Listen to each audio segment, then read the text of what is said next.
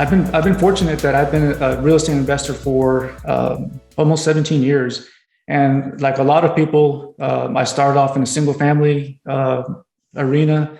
I still remember my first single family property that I bought. I was working an 8 to 5 job. At the end of my day, I would go home, grab dinner real quick, and then run over to the property and work at the property from like 6 to midnight, and then next day do it all over again. And I was on my hands and knees scrubbing floors and painting and fixing drywall, and it's been a long journey over those 17 years from that first property to where I'm at now. And I can't say that I would change anything about it because I learned so much along the way. From managing contractors, property managers, all things I still use today. So valuable lessons all along the way. And it was probably about a couple of years ago that I started really wondering, though, like, how can I scale my investment activity? Because buying a house, every year or so, because I still have a W-2 job also, so I wasn't able to do it full time. But I realized I wasn't going to scale to where I wanted to be with real estate investment. So I was fortunate enough to attend some meetups locally here in San Antonio, and meet some people that introduced me to passive investing, multifamily, and that really opened up a whole new world in terms of possibilities. So I got started as a passive investor in some multifamily deals here in San Antonio, and then made the transition from a passive to an active investor, and have been a general partner now in a couple of deals. Thank you for giving us that context, Simon, of your background. I mean, just to replay it, you've been investing for 17 years, really focused on a single family space. And then more recently, you got a W-2 job, other things you're working on, wanted to get into larger multifamily, started off as an LP or a passive investor, and then more recently moved over to the general partnership side. When you decided to make that first LP investment, what was going through your mind? I mean, why did you decide now is the time to make the transition from actively investing in single family homes to passively investing in apartment buildings? Yeah. I still remember I was at a meetup, and, we went around the group, and we all kind of introduced ourselves, told everyone a little bit about what our investing activity was. And then the person next to me was I remember they were like, yeah, I just invested in 200 units, in a multifamily building. And I'm looking at them, I'm like, this person's just like me. What is this person doing that I'm not doing? And so I started a conversation with them, and, eventually that kind of led to me finding out more about multifamily and syndications and operators and this whole new world that I didn't know even existed. Like, I always thought, if I want to buy an apartment building, I have to have either millions of dollars or I have to have access to millions of dollars. And that wasn't the case. And so it was very, very enlightening what I was able to find out just by, tapping someone on the shoulder and having a conversation with them. So that's kind of what got me started in the LP or limited or passive investor role. And it just kind of expanded from there. My first passive investment, I was so eager to get into a passive investment that I probably, and take this with some caution, I probably didn't do all the due diligence I should have. I did meet the operator, and we did have lunch, and we did go through the business plan. But I was like so eager, I committed on the spot. I'm like, can I give you my check right now? I want to make sure I'm in on this deal. I don't want to miss out. So, but yeah, it was very exciting, and it just kind of, the momentum built from there, and it hasn't stopped. Hey, I love the fact that you took action with it. I want to go back to it because you're sitting there at this meetup. The person next to you says they just invested in this 200 plus unit. It's piquing your interest, right? Your curiosity. And you said something I think is really spot on. Most people just do not know that they can invest in these kind of deals, and they believe, like you believed, that you have to have millions of dollars, or at least the access to millions of dollars, to own a property like this. And the truth of the matter is, you can invest in these deals through apartment syndications, where you pull those resources together and go out there and buy these properties. I want to still go back to that moment though, because you had, and I don't know if you had how many single family properties you had at this point, but you had been building up your single family portfolio before doing this LP deal in the apartment buildings.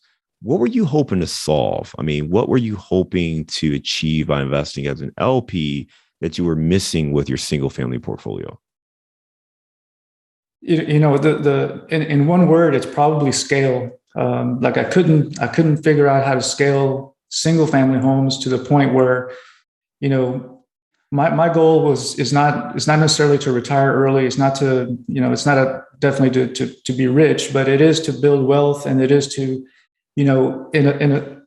within a certain timeline, I do want to be able to say that work is optional. So not necessarily retire or leave work, but if anything was to happen with my W-2 job, I know that I would be okay, and I could continue to maintain a standard of living for myself and for my family. So that's for me, that's kind of the problem that multifamily solved, was being able to scale. And also, the reason I was going to the meetup in the first place was because I was trying to figure out how can I even find a single family home that made sense to buy in today's market, in many markets across the country right now, and in San Antonio is no different. Housing prices are just, they're through the roof. And, when I did my analysis, my cash on cash returns were, 1.5%, 2%, based on the amount of money I would need to put down, renovation costs, everything. When you factor everything in, property management, you're not making anything, and it's just not worth the risk, because you're the one signing on the loans. The risk, the vacancy risk, everything just falls on you as an individual investor. So it just didn't make sense. So those are, a couple of things that really, really helped me to embrace multifamily once I figured out that was available to me. Yeah, I love the way you shared that the scale was one piece, but also just access to deals, because you're right. It makes sense, right? Because the single family market has heated up so much, and really all of multifamily and real estate has heated up. But the difference is you're only competing with investors in multifamily and commercial real estate. In the single family space, you're competing with homeowners, and they don't care about your cash on cash return and all that kind of stuff. They just want a nice house. So it's much harder if you're looking for rentals in a single family space. And it does make multifamily much more attractive. And then, as you kind of mentioned, you have a full-time job, you've got other things you're trying to do. So how much time can you dedicate on a project that's only going to give you a 1% annualized return, right? So it makes a lot of sense to kind of pivot your approach and get into larger commercial multifamily apartment deals. So we talked about starting off as kind of the LP. Was that deal in your backyard in Texas, or was that deal in a different market? Yeah, it was here. It was here in San Antonio. And, like I mentioned earlier, I was able to actually have lunch with the operator. So we went down and sat down, had lunch, and we talked about the business plan. But a second part of the conversation was about how to make that transition. I was already thinking about, how do I become a general partner at some point? Because that's ultimately, I knew that's where I wanted my journey to go. So even though I was going to invest passively in this deal with him, and I had pretty much already made up my mind, like I said earlier. Had the check in your pocket, right? I had it ready to go. The conversation shifted. So I'm like, so how did you become a general partner? And so he started telling me a little bit about what he did. And I'm like, those are things I can do. I know how to property manage, and I know how to asset manage. I have experience with investor relations. I didn't have a lot of experience in terms of raising capital. So that was like the one muscle that I really hadn't had to use much in my single family days, because most of my properties were bought with traditional, investor mortgages, where you just put 20% down and have your fixed interest rate. So yeah, I mean, that's how our conversation went, and it was local. I think that helped me in terms of having a little bit more comfort too, because it was local. I could drive by it, I could drive to it, I could tour it. I could see it, touch it, feel it. Mm-hmm. So and once we closed on the property and the renovations began, I could not only get pictures of the renovations, but I could drive by and see them actually happening. So that gave me an extra level of comfort. No, it makes a lot of sense there. And then Simon, you talked about making that transition from LP to GP. What was that process like? Can you walk us through some of the steps as you left that deal or kind of took the momentum from that first deal to make that transition to being a general partner? Yeah. So on the surface, it sounds simple, right? So you have experience as an investor, you have certain skills, you know that you could bring value to a general partnership team. But in reality, it's a little bit harder because you don't have the relationships, you don't have the connections, you don't have the presence in the commercial arena, so to speak. So from the relationship I was able to build with this operator, though, I was able to come into contact with a mastermind, a local mastermind here in San Antonio that focuses on multifamily investing. So for me, that was the path, because I could have taken 18, 24 months to figure it out on my own, but I'm like, why am I going to go through that and try to figure all this on my own? It's worth the investment to join a mastermind and have access to people who are doing this already, that have the relationships, that have that presence, and then I can learn from them and really accelerate, my journey into becoming a general partner. So you join this mastermind and you're surrounded now by other multifamily investors or aspiring multifamily investors. Give me a takeaway or something that you gleaned from being around these individuals that really helped you as you became a GP. I hate to sound cliche-ish, but you always hear about your net worth is your network. And, you hear things like that, and I'll expand on that a little bit. But it is so empowering when you are around people and you're talking about concepts that involve buying millions of dollars of property. Your mindset just explodes. Like whereas before I felt like I was so constrained, like I'm buying this one 3-bedroom home. Now I'm thinking about, how can I buy this 200 unit building? How can we build a team to bring people together with unique skills, and everyone has their own ability, everyone has their own network, and how can we bring everybody together and make it a situation where it's a win-win-win. Win for our investors, it's a win for the partnership, and then it's a win for the tenants and the community. So yeah, I mean, that for me was just so powerful, being around people like that and having conversations like that. Whereas before, like I said, yeah, I could have probably figured it out, but who knows? I mean, 2 years, maybe 3 years, I don't know. It got me there a lot quicker. What was the hardest part of that process of becoming a general partner?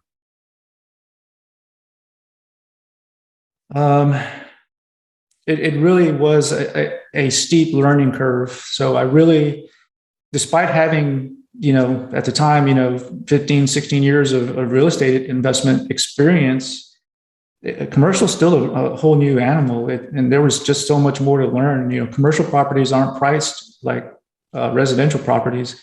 So, I have a finance background that helped me a little bit, but when you're analyzing commercial properties, it's all about looking at operating statements, income statements, and taking those numbers and extrapolating those numbers and putting them into a model, and then trying to figure out how, what is this property? What is it going to look like in 5 years? Once we add some value to it, once we increase some things and add some income to the bottom line, how much is this property going to be worth? So the learning curve was very steep. Just a whole different concepts. And then, like I said, the mindset shift. It doesn't happen overnight. It took some time to be around these people and have these types of conversations, and the more that you do it, the more that you have these conversations, the more comfortable you are with the understanding the language and the lingo, the bigger your mindset gets. So yeah, definitely you definitely have to put in the effort and the time to learn. No, I appreciate that. And so you talk about learning the business commercial being different from residential, even though you've got this experience. So my takeaway there is like, hey, even if you have a lot of residential experience, take the time to educate yourself what the process is, what are the challenges you're going to face getting into commercial, and just really understanding how to build up that confidence and the credibility so you can stand out with brokers and find the deals that you're looking to do. As you made that transition, all right, you're a GP on these deals, operating these deals now. What's a lesson you take from being a general partner on these deals that did not apply when you were looking at residential? I think for me with residential, it was always just a matter of how is this going to fit into my portfolio of single family homes, and I'm primarily as a single family investor, and as an individual investor, I'm looking in San Antonio because I'm not really interested in owning a home in another state or something where it's just more difficult to manage. But I think for me, the shift was just in mindset. So, how does this one single family home fit into my portfolio versus, again, thinking how can we acquire this $20 million building and come up with the capital that we need to acquire it, and then come up with a management team that we need to manage it. How can we get the right debt terms to finance it? So the mindset your mind just has to really expand in terms of how the breadth of your thinking, and it's not so much the numbers, but just the scale again. So whereas before I was thinking about how am I going to buy this $200,000 house, now I'm thinking about how are we going to acquire this $20 million property. The concept is similar, but the mindset is so much different. I hope I'm making sense, because it's the conversations are so much different. And when you think about it, while the problem is similar, how are we going to finance it? How are we going to acquire it? How are we going to come up with the money for the down payment? The fact that you have a team that's doing this with you, because you can't buy a $20 million property on your own. It takes a team, and generally you're going to have about 4 or 5 people on this team. So that helps when you have these conversations, and it helps with that mindset. Whereas before, as a single family investor, I'm so focused just on what I'm trying to do. And multifamily is just, it's a team environment, and there's a team involved, and it's different conversations. Everybody brings different strengths to the table. No, Simon, thank you for sharing that. I think that's very helpful to understand, and just reiterate, it is a team sport, and you hear people say that. You were mentioning cliches before, but there's another cliche, right? But multifamily investing is absolutely a team sport. Even if you have all the money, even if you've got all the money yourself, there's so many roles and steps between finding the deal, underwriting the deal, getting it under contract, going through all the due diligence, getting all your contractor quotes and inspections, and having the money or raising the capital if you're going to work with investors. There's so many steps that are involved that you absolutely need other people around you, no matter how you're funding the deal. So great points. And it definitely takes a mindset shift. If you're right now in the mindset of, hey, I'm gonna find a house, I'm gonna buy it with my money, I'm gonna look at it with my time, or just hire a couple people to do the inspection, but then I'm gonna run it. This is very different. So it does take you to open up your mind and be a bit more flexible. But by having a team, it actually becomes a little bit easier, because you can delegate, they have other expertise, you can use the collective genius of everyone to make better and informed decisions. So there's actually a lot of value that comes from having that level of sophistication. You also talked about doing these deals, and I know that you recently closed on a new deal. So congratulations on that. Tell me a little bit more about what you're up to now. Yeah. So very fortunate to have closed on a 117 units here in San Antonio within the last month. So that was my second general partnership deal where I was involved. And again, from a team perspective, what I brought to the team was due diligence. I helped with the due diligence. I looked at the underwriting, investor relations, and then asset management. So, I was able to bring different skill sets to the table. And I also raised capital. So I think I mentioned earlier, one of the things, when I first started looking into becoming a general partner, that I didn't have, the skill that I didn't have was raising capital. But for this particular deal, I was able to raise just about $500,000 in capital. So that was, for me, that was a big accomplishment, and to kind of share a little bit about what my goals were for 2022, I wanted to raise $1 million in capital, and I wanted to be in on at least two general partnership deals. So the fact that I was able to accomplish basically half of my goals in the first quarter of the year made me think like I probably set my sights too low, so happy about it. But at the same time, now I think I have to raise my personal goals a little higher. I love it, man. Listen, your year's off to a great start, halfway through and getting to those goals. So that's amazing to hear. You talked about the raising capital side being a skill that you needed to develop, raising $500,000 on this last deal that you just closed, but it's something that you needed to work on. What did you do to try to get better or improve that capital raising skills for yourself? Sometimes it takes,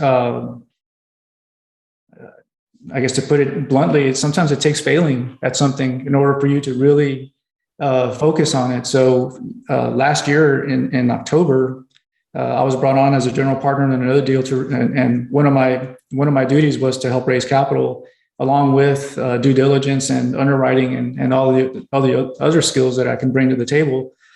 And that particular deal, I was so enthusiastic about raising capital. Like I thought, I had been having conversations with my network, really good in-depth conversations. We're talking about investing, we're talking about the risks, and I'm so analytical. I started a spreadsheet, and I had everybody's name and what we talked about, and then I had a little column at the end where I put a probability column, like probability that they would invest, 100, 50%, 0. And then, how much I thought they would invest, in a dollar amount. So I looked at it. I'm like, man, I'm at $800,000. I'm gonna be able to raise, $800,000. And it was a big blow to me when I had one investor that committed to that deal. They brought in $50,000, and it was just, it was a big blow to me. But I used that as motivation, and I doubled down on my efforts. And, one of my personal traits or characteristics is that I'm a natural introvert. So it's not easy for me to get out on social media and put myself out there. But I figured if I'm really going to achieve the goals that I want to achieve, and if I really want to impact people and help educate them, that's what I'm going to have to do. So I committed to posting on social media, put myself out there, started appearing, on podcasts and attending networking events and conferences. And even though I'm a natural introvert and, sometimes silence is golden for me, I'm very passionate about real estate. And I found like I can really, it really kind of brings out the real personality in me. So I can talk for hours about real estate now. So, it makes for really great conversations. And I think that commitment to posting on social media, that commitment to getting out and talking to people is really what made the difference between the first capital raise that I attempted and then the one that I was able to do for this deal that we just closed. Hey, Simon, I appreciate that. And thank you for being a little bit vulnerable here and sharing a little bit more about some of the challenges you faced and the changes you made. I want to dig in a little bit more here because I think there's some rich territory that we can uncover and can really help other investors understand some of the things you did. First of all, there's two things I want to tackle. One, you mentioned that in order to get better at raising capital, you started to put yourself out there. You mentioned that you're an introvert, and most folks don't believe this, but I'm actually an introvert too. And you got to put yourself out there, right? So you start doing podcast appearances, posting on social media, and just sharing more about real estate so you can attract and connect with more individuals, right? So my guess is that helped you expand and get in front of more people. Is that fair to say? Exactly. Yes. Okay. So I think that the first question then is going back to where you were, you have this spreadsheet, you've got this list of people you've talked to, and you have this probability column, and you feel like you're going to raise around $800,000 for this deal. You only get 50K. What's the disconnect? As you look back, what do you think was missed where you had such a wide spread? I mean, you basically had I don't know the quick math on it, but it's less than 10%, right? It's like a 5 or 7% success rate from, these conversations. And you obviously expect it to be much higher than that. So the difference was that I hadn't built a platform yet. I wasn't seen as a thought leader. I wasn't seen as an expert. Even though I was having conversations, and even though I was letting people know that, hey, this is what I'm doing, and yeah, I've had success investing in single family homes. I didn't have that presence yet. And I think once I became consistent on social media, that's when I kind of had that platform where people saw me as more of an expert, more of a thought leader. And a lot of conversations from that point just were people reaching out to me versus me trying to reach out to my network. So people reaching out to me and asking me questions like, hey, I was thinking about, I wanted to get started in real estate investing. I want to run a couple of questions by you. Great, let's have that conversation. So for me, that was the biggest difference. Once I committed to really getting out there and building that platform, I think the way that these connections came together was different. That's very helpful, right? I like to talk about there are 3 C's to attracting capital for real estate. The first being confidence, second being credibility, and the third being connections. And it sounds like in this case, where that disconnect really lied was in the credibility, because maybe they just didn't know who you were, or yes, you had some single family experience, but you hadn't done much in multifamily. So that credibility was maybe a challenge, but then also the connections. Who are you talking to? Are you talking to, some friends and family who maybe know you for your day job and just, the years they've known you, but they don't see you as a multifamily investor, versus when you expand into another space and these people see the content you're putting out, they see, and what you're talking about when it comes to multifamily investing, and they're more ready to talk to you and explore opportunities together. So those are some great insights, very actionable tips for anyone looking to establish themselves and do, connect with more people and raise money for deals there. If you could go back and do anything differently on that first deal, what would you do? I would probably have to go even before that first deal started. Knowing what I know now would be, really starting that platform, sooner. I think, like you mentioned, I probably relied on too much on my own network for that first deal, thinking like these people, well, they do know me, so why wouldn't they invest with me? And that was probably not the right mindset. Yeah, they know me, but they don't know me in this space. So that was a key disconnect for me. And I think if I could go back, I would have started that platform a lot sooner. And I think that would have helped people, come along with me on this journey, as I transition from, a single family type investor to from there to a passive investor, and now to a general partner on these syndication deals. That would help me to bring those people along. And, one thing I should add too is, just because you post on social media and you don't really get much reaction at first, don't get discouraged, because people are still seeing your posts.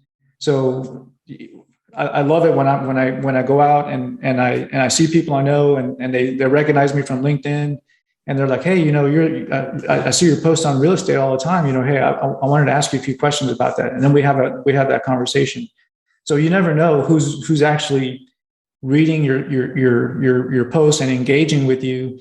So even if you're not getting a bunch of likes or whatever the case is, doesn't mean that it's not making an impact. So for me, that means a lot when I run into people and they're like, hey, I saw your stuff. It means a lot to me because I'm reaching people that I'm trying to educate. No, great insight. I think you're spot on with you can't equate results to the work, right? I mean, it's like going to the gym. You go to gym one time and you don't see the 6-pack ripped abs. So you say, oh, this doesn't work and I'm not going to go. It's like, no, you have to be consistent. There's a whole process. You've got to make sure you eat right and you have to show up every day, right? You have to be consistent. And that's a big part of it, is really just showing up and being consistent. And then people will see. And the point is not for vanity reasons. You don't need 100 likes on your post and all those kind of things. You want to just remind people that, hey, here's what I do. 2, let me educate you or give you some value. And then 3, when the time is right, if you're interested, let's set up some time to connect and we could talk more about what it looks like. So I think those are just great practical steps for anyone looking to expand their network and connect with more people. One more thing, and I want to move on. Did anyone that you talked to that first round come back around on the second deal? Yes, that's actually a great point. Actually, I had 2 people that came around for the second deal. So for them, I think it was a matter of, the first time I walked them through an operating agreement. We walked through the offering memorandum, and they were like, "Hey, this looks great, and I know you, but I don't know you in this space. So let me kind of hang back and see how you're doing." So a few months later, I come back to them and I have another, offering a memo that I want to walk them through, and I'll walk them through it. And they're like, yeah, I think I'm in.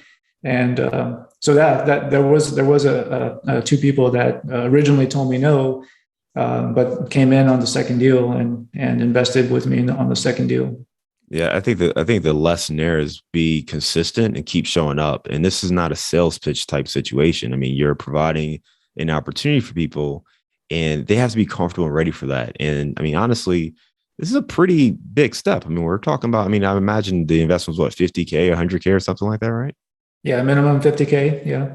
So, I mean, these are major milestones. If you haven't seriously been considering investing in apartments at $50,000 up to this point, if someone brings that opportunity to you, you might need a moment to process it and just really understand, like, whoa, wait a minute. Okay, this is a pretty big investment I'm going to make. So it may take people a little bit longer than others. So make sure you give yourself that time. And going back to your point, Simon, I think that's why having a way to communicate and educate people early in the process is so critical, because you don't want to wait till the last minute.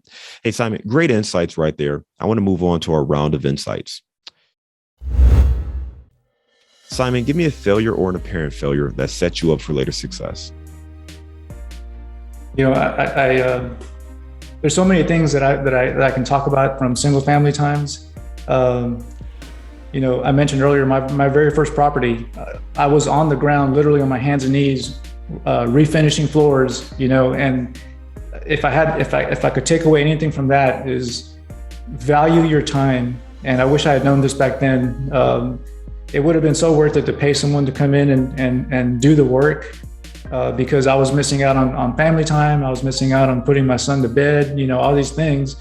But I felt like I needed to save that, those couple $1,000s, and in the grand scheme of things, probably wasn't worth it. But like I said, I don't regret anything really, because everything is a lesson, and you learn a lot from those lessons. And then, I mentioned earlier, my first attempt at capital raising was a huge, for me personally, it was a big blow. But I used that as motivation, and it made me rethink, like, what am I doing? What do I need to do? And, I have to get over the fact that, okay, I'm an introvert, but I got to do the things I need to do to reach my audience. And if that means getting out there on social media, that means recording some videos and putting myself out there, then that's what it has to be. So I think that really helped me in terms of overcoming some of those initial obstacles. Give me a digital or mobile resource you recommend for your business. So, I mentioned earlier, I still have a W-2 job. So I use Buffer for social media. And that really helps me in terms of like scheduling and analyzing my engagement on social media. So I would definitely recommend Buffer.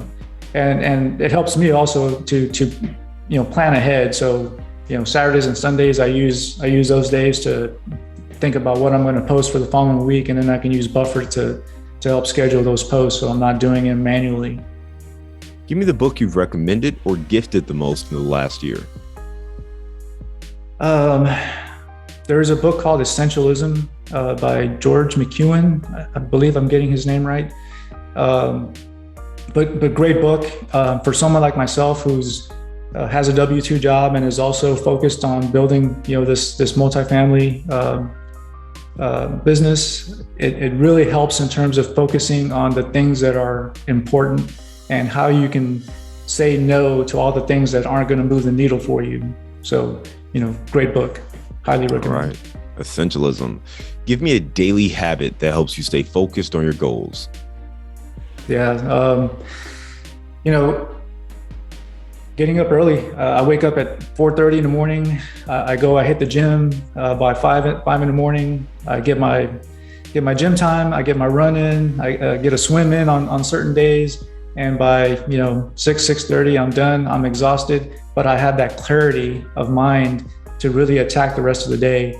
And again, because I have a W-2, I have to kind of compartmentalize my time. So different blocks of time are for different activities. So leading up to about 8 o'clock, it's catching up on emails and doing other things, real estate related. And then 8 to 5 is my W-2 job. And then after that, focusing again on underwriting or finding a deal or contacting investors and those types of things. But getting that early start and getting the me time, early in the morning is big. Give me your number one insight for multifamily investing. Celebrate your small wins. I hear a lot, take massive action, and that's great, and I totally agree.